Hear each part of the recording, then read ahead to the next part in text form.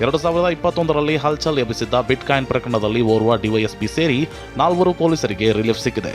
CID SIT bitcoin case ತನಿಖೆ ನಡೆಸುತ್ತಿದೆ. DYSP Sridhar Pujar, ಇನ್ಸ್ಪೆಕ್ಟರ್ಗಳಾದ Chandradhar, DM Prashant Babu ಮತ್ತು ಲಕ್ಷ್ಮೀಕಾಂತಯ್ಯ ಸೈಬರ್ ತಜ್ಞ ಸಂತೋಷ್ ಜೊತೆ ಶಾಮೀಲಾಗಿ ಬಿಟ್ಕಾಯಿನ್ ವರ್ಗಾವಣೆ ಮಾಡಿದರು ಅನ್ನೋ ಆರೋಪವಿತ್ತು.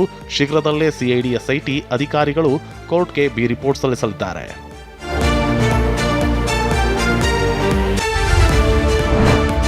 ಬೃಹತ್ ನಕಲಿ ನೋಟಿನ ಜಾಲವೊಂದು ತುಮಕೂರಿನಲ್ಲಿ ಖಾಕಿ ಕೆಡ್ಡಾಗೆ ಬಿದ್ದಿದೆ. ಚಿಕ್ಕನಾಯಕನಹಳ್ಳಿ ಠಾಣೆ ಪೊಲೀಸರು ಕಿಂಗ್ ಪಿನ್ ರುದ್ರೇಶ್ ಸೇರಿ 6 ಆರೋಪಿಗಳನ್ನು ಬಂಧಿಸಿದ್ದಾರೆ. MBA ಓದಿದ್ದ ಕಿಲಾಡಿ ರುದ್ರೇಶ್ ಬೆಂಗಳೂರಿನಲ್ಲಿ ನಕಲಿ ನೋಟ್ಗಳನ್ನು ಪ್ರಿಂಟ್ ಮಾಡ್ತಿದ್ದ. ಬಳಿಕ ಆತನ ಗ್ಯಾಂಗ್ ಮೈಸೂರಲ್ಲಿ ನಕಲಿ ನೋಟ್ಗಳನ್ನು ಸೇಲ್ ಮಾಡ್ತಿತ್ತು. ಸಣ್ಣ ಪುಟ್ಟ ಅಂಗಡಿಗಳಲ್ಲಿ ಕೋಟಾ ನೋಟನ್ನು ಕೊಟ್ಟು ವ್ಯಾಪಾರ ಮಾಡ್ತಿದ್ರು ಅನ್ನೋದು ಗೊತ್ತಾಗಿದೆ.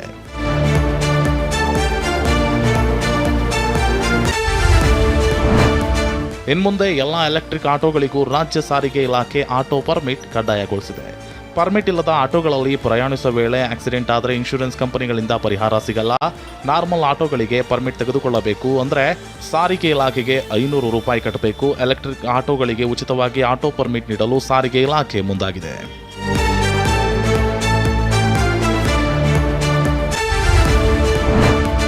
ಆರ್ಟಿ ನಗರದ ಮಠದಹಳ್ಳಿಯಲ್ಲಿರೋ ಬಸ್ ನಿಲ್ದಾಣ ನಿರ್ವಹಣೆ ಇಲ್ಲದೆ ಸೊರಗಿದೆ. ಬಸ್ ನಿಲ್ದಾಣದ ಮೇಲ್ಛಾವಣಿ ಶೀಟ್ಗಳು ಕಿತ್ತು ಹೋಗಿವೆ, ಒಡೆದು ನೇತಾಡ್ತಿವೆ. ಇಡೀ ನಿಲ್ದಾಣ ಯಾವ ಕ್ಷಣದಲ್ಲಿ ಕುಸಿಯುತ್ತೋ ಅನ್ನೋ ಭೀತಿ ಕಾಡ್ತಿದೆ.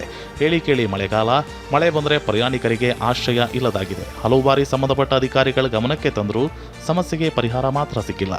ತುಂಬಾ ಕಷ್ಟ ಆಗುತ್ತೆ ಸರ್. ಇಲ್ಲಿ ಬಿಸಿಲು ಬಂದರೂ ನಿಂತ್ಕೊಳ್ಳೋಕ್ಕಾಗಲ್ಲ, ಮಳೆ ಬಂದರೂ ನಿಂತ್ಕೊಳ್ಳೋಕ್ಕಾಗಲ್ಲ. ಮತ್ತೆ ಇಲ್ಲಿ ಟ್ರಾಫಿಕ್ ಜಾಮ್ ಜಾಸ್ತಿ ಆಗಿಬಿಡುತ್ತೆ.